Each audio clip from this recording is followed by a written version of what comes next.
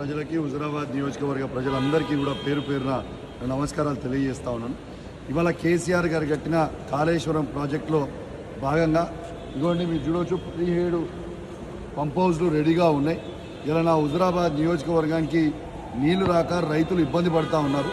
నేను దయచేసి ఈ ప్రభుత్వాన్ని రేవంత్ రెడ్డి గారి ప్రభుత్వాన్ని కోరుతా ఉన్నాను.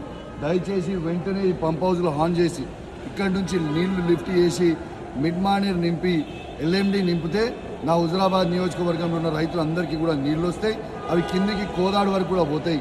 దయచేసి ఈ ప్రభుత్వాన్ని వెంటనే నేను డిమాండ్ చేస్తూ ఉన్నాను. ఈ పంప్ హౌస్లు మీరు ఖచ్చితంగా ఆన్ చేయాలి.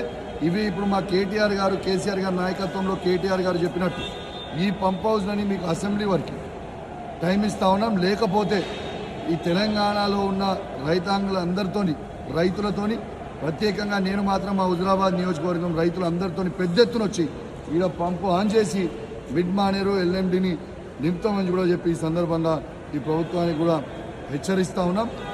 మా మీద కోపం ఉంటే మా మీద తీర్చుకోండి. కేసీఆర్ గారి మీద కోపం ఉంటే కేటీఆర్ గారి మీద హరీష్ రావు గారి మీద కోపం ఉంటే మా మీద ఉంటే మా మీద తీర్చుకోండి. కానీ తెలంగాణ రైతాంగం మీద తీసుకోవద్దు, హుజురాబాద్ రైతాంగం మీద ప్రత్యేకంగా తీసుకోవద్దని నేను ఈ ప్రభుత్వాన్ని డిమాండ్ చేస్తున్నా. మీరు ఇది లైవ్గా చూడొచ్చు అని చెప్పి ఈ సందర్భంగా తెలియజేస్తూ సెలవు తీసుకున్నా. జై తెలంగాణ, జై కేసీఆర్.